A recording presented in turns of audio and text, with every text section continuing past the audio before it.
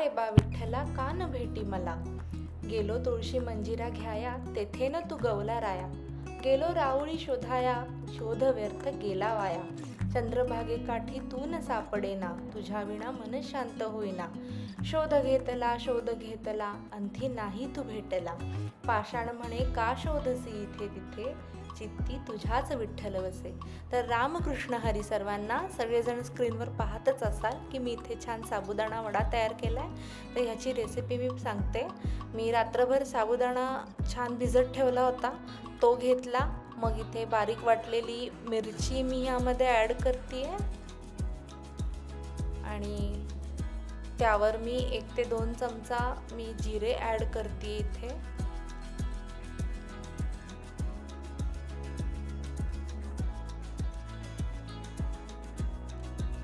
आणखीन 1 अर्धा चमचा. मी साबुदाण्याच्या प्रमाणे बटाटे उकडले होते. 4-5 बटाटे मी उकडत ठेवले होते, ते मी इथे ॲड करते.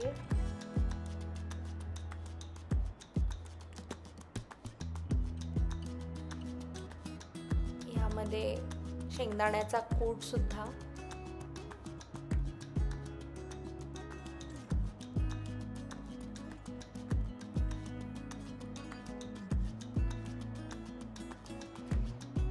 चवीप्रमाणे मीठ.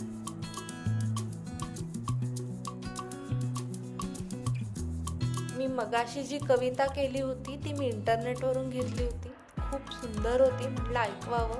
कशी वाटली हे नक्की कमेंट बॉक्समध्ये कळवा. इथे मीठ टाकलं आहे आणि आता ह्यामध्ये मी थोडी साखरही ॲड करते. साखर अगदी ऑप्शनल आहे, हवी असेल तर टाका, नाहीतर नाही टाकली तरी चालेल. चव छान येते याने, म्हणून मी साखर ॲड केली. आणि कोथिंबीर घेतली आहे. तर काही जणांना चालते, काही जणांना चालत नाही उपवासाला. तर प्रेफरन्सनुसार आहे, तुम्हाला हवी असेल तर टाका, नाहीतर काही प्रॉब्लेम नाही. आता हे छान एकजीव करते मिश्रण. हातानेच मी इथे सगळं मिक्स करणार आहे. छान बटाटे असे कुस्करून घेते. हाताने छान कुस्करता येतात शिजवलेले बटाटे.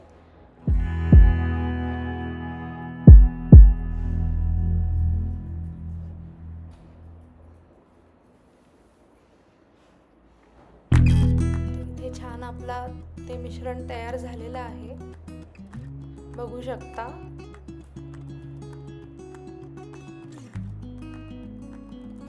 आता मी इथे वडे तयार करायला घेते आणि हे सगळं करत असताना मी साईड बाय साईड मी कढईमध्ये तेल तापत ठेवलं होतं. जेव्हा सुरुवातीलाच तयारी करायला घेतली तेव्हा मंद आचेवर तापून घेतलं की छान तापलं गेलं होतं तेलसुद्धा.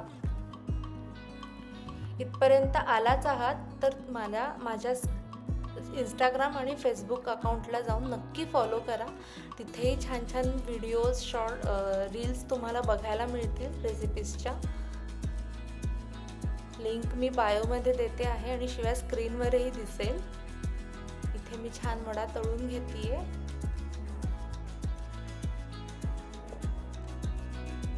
तेल तापलंय की नाही हे बघण्यासाठी मी ऑलरेडी 2-3 साबुदाणा मी त्याच्यात टाकला होता की तो छान तापला गेलाय की नाही बघण्यासाठी. जर गॅसची आच जोरात असेल, मोठी असेल, तर काय होतं की वरून ते करपलं जातं किंवा वरूनच ते तळलं जातं, आतून मात्र ते तसंच कच्चं राहतं, जास्त शिजलं जात नाही. त्यामुळं मंद आचेवर केलेलं कधीही चांगलं. ते इथे मी तयार करते. खूप क्रंची झाले होते. मी जेव्हा हे बाहेर काढले तळून त्यावेळेला क्रंचनेस मी इथे दाखवते तुम्हाला.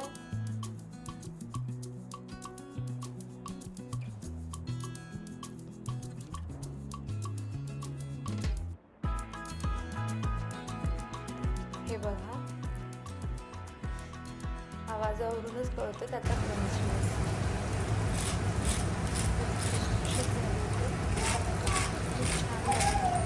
तयार आहे आपले साबुदाणे वडे. तुम्ही नक्की रेसिपी ट्राय करा आणि कशी झाली हे कमेंट बॉक्समध्ये नक्की कळवा. सबस्क्राईब करा चॅनलला. तोपर्यंत पुन्हा भेटू. Bye bye.